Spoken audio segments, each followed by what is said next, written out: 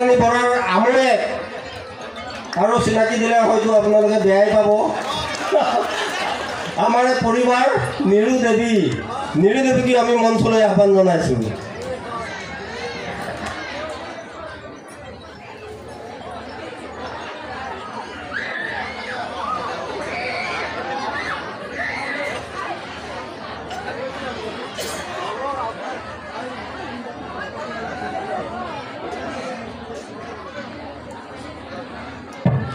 এয়া মঞ্চত স্মিতা ৰাণীৰ আমৈক নীৰু দেৱী তেখেতকো এখন আৰনাইৰে আদৰণি জনাবলৈ আদৰণি সমিতিক অনুৰোধ জনালোঁ।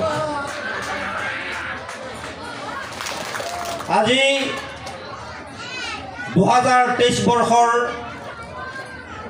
23 এপ্ৰিল আজি এটি শুভ দিন। ৰিব্বৈ ডিমা জনগোষ্ঠীয় সাংস্কৃতিক সন্মিলনৰ ৪ৰ্থ বাৰ্ষিক অধিৱেশনৰ আজি সামৰণি দিন।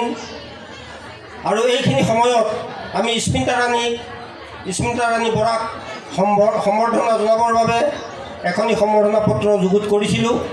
গতিকে মই সম্বৰ্ধনা পত্ৰখন আপোনালোকৰ আগত পাঠ কৰি দিব বিচাৰিছোঁ। ৰিব্বৈ ডিমা জনগোষ্ঠীয় সাংস্কৃতিক সন্মিলন, সোণপুৰা বকলীয়াঘাট, কাৰ্বি আংলং, অসম। দিনাংক 23 এপ্ৰিল 2023 দেওবাৰ। সম্বৰ্ধনা পত্ৰ।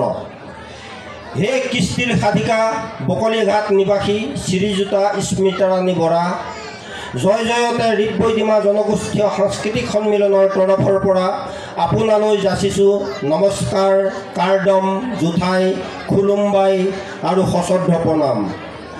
আপুনি কৃষ্টিৰ জৰিয়তে সংস্কৃতিৰ পথাৰত যি অৱদান আগবঢ়ালে তাৰ বাবে আমি গৌৰৱ অনুভৱ কৰিছোঁ। আপুনি কাৰ্বি আংলং জিলাৰ বকলীয়াঘাটৰ পৰা গৈ দক্ষিণৰ বোলছবি জগতত অভিনয়ৰ জৰিয়তে যি পাৰদৰ্শিতা প্ৰদৰ্শন কৰিলে তাৰ বাবে আমি চিৰকৃতজ্ঞ। আপোনাৰ আকাশ চুব খোজা মনটো আৰু আগবাঢ়ি যাওক। ঋতুৰাজ বসন্তৰ দৰে চিৰসেউজ হৈ উঠক আপোনাৰ জীৱন। শেষত আপোনাৰ সুস্বাস্থ্য আৰু দীৰ্ঘায়ু কামনা কৰিলোঁ। শ্ৰদ্ধাৰে ভদ্ৰেশ্বৰ হাজৰিকা সভাপতি, থানুৰাম নাথ সম্পাদক, কেন্দ্ৰীয় সমিতি, গুৰুচৰণ গয়াৰী সভাপতি, নয়ন ব্ৰহ্ম সম্পাদক, আদৰণি সমিতি, ৰিব্বৈ ডিমা জনগোষ্ঠীয় সাংস্কৃতিক সন্মিলন।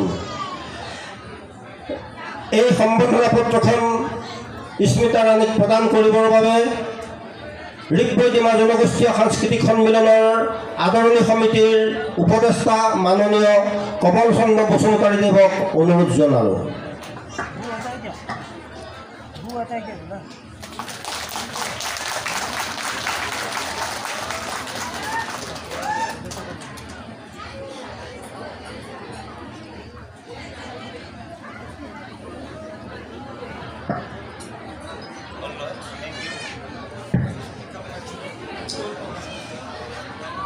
এইখিনিতে আমাৰ মাইনা স্মিতা ৰাণী বৰাক তেওঁৰ অভিজ্ঞতাৰ বিষয়ে দুআষাৰ ক'বৰ বাবে অনুৰোধ জনালোঁ।